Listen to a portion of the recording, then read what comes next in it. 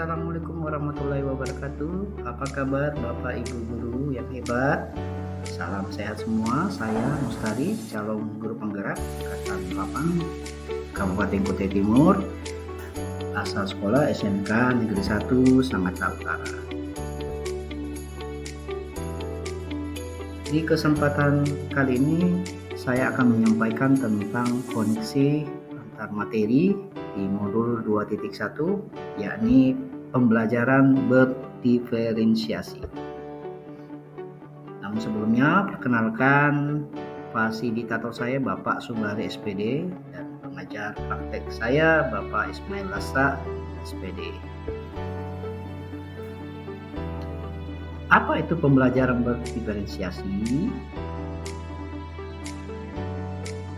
Pembelajaran berdiferensiasi adalah upaya seorang guru melakukan kegiatan pembelajaran untuk memenuhi kebutuhan belajar muridnya dengan menyesuaikan kesiapan belajar, minat, dan profil belajar murid. Seperti kita ketahui, setiap anak memiliki keunikan tersendiri, sehingga memiliki kebutuhan belajar yang berbeda-beda. Setiap anak memiliki gaya belajarnya. Ada yang auditory, ada yang visual, dan juga ada yang kinestetik.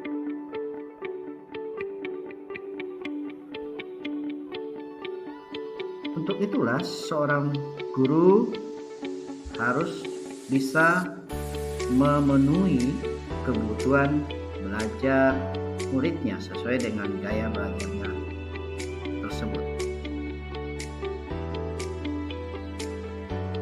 Bagaimana cara melakukan pembelajaran berdiferensiasi di kelas agar guru dapat melakukan pembelajaran diferensiasi?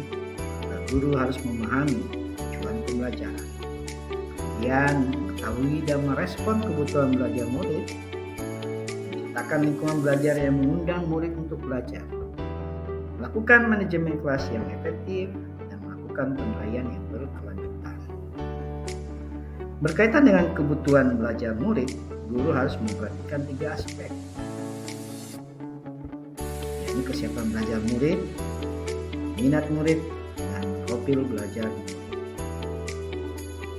Kesiapan belajar murid, yakni guru harus menentukan apa yang telah murid ketahui dan di mana murid ini berada.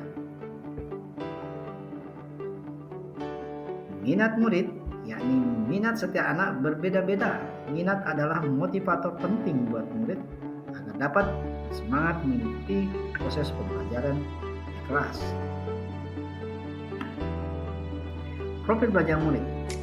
Profil belajar adalah karakteristik unik setiap individu yang mempengaruhi gaya dan kebiasaannya dalam belajar, yang membantunya untuk bisa lebih cepat memahami konsep dan pemasaran keterampilan baru. Lingkungan dari profil belajar sangat ditentukan oleh lingkungan, budaya, gaya belajar, dan kecerdasan majemuk. Bagaimana cara guru menentukan atau mengidentifikasi kebutuhan belajar murid? Yang pertama, mengamati perilaku murid. Kemudian yang kedua, mengidentifikasi pengetahuan awal. Kemudian mereview atau melakukan refleksi terhadap praktik pengajaran yang setelah dilakukan. Berdiskusi dengan guru sebelumnya, membaca hasil rapot murid di kelas sebelumnya, kemudian menggunakan berbagai penilaian dan diagnostik. Strategi mendiferensiasi pembelajaran. Pertama, ada diferensiasi konten. Ini berkaitan dengan apa yang kita akan ajarkan, seperti konsep atau keterampilan yang perlu dipelajari berdasarkan kurikulum yang berlaku di sekolah. Mendefinisikan konten bisa dilakukan dengan membedakan atau pengorganisasian atau format penyampaiannya, bukan mengubah atau menurunkan standar kurikulum.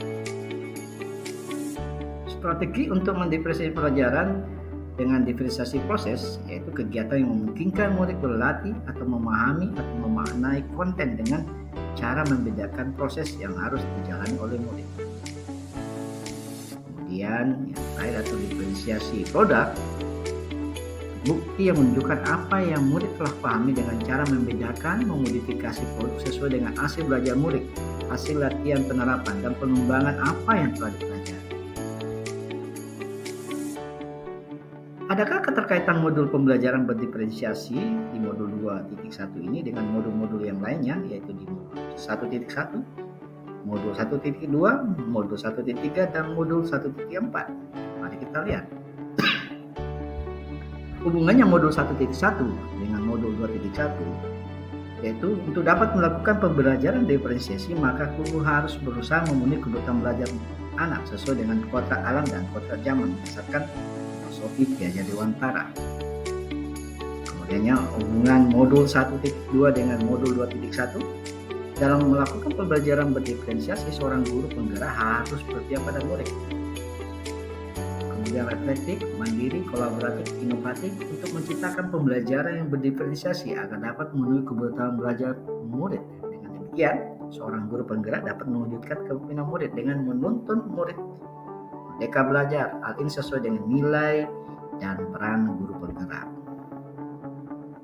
Hubungan modul 1.3 dengan modul 2.1 bahwa pembelajaran berdiferensiasi dapat menjadi salah satu strategi untuk mewujudkan visi guru penggerak yang berpihak pada murid. Kemudian hubungan antara modul 1.4 yaitu budaya positif dan modul 2.1 pembelajaran diferensiasi, hubungannya adalah dalam pelaksanaan pembelajaran diferensiasi antara guru dan murid harus membuat kesepakatan kelas terlebih dahulu agar proses pembelajaran dapat berjalan dengan baik sesuai dengan nilai-nilai budaya.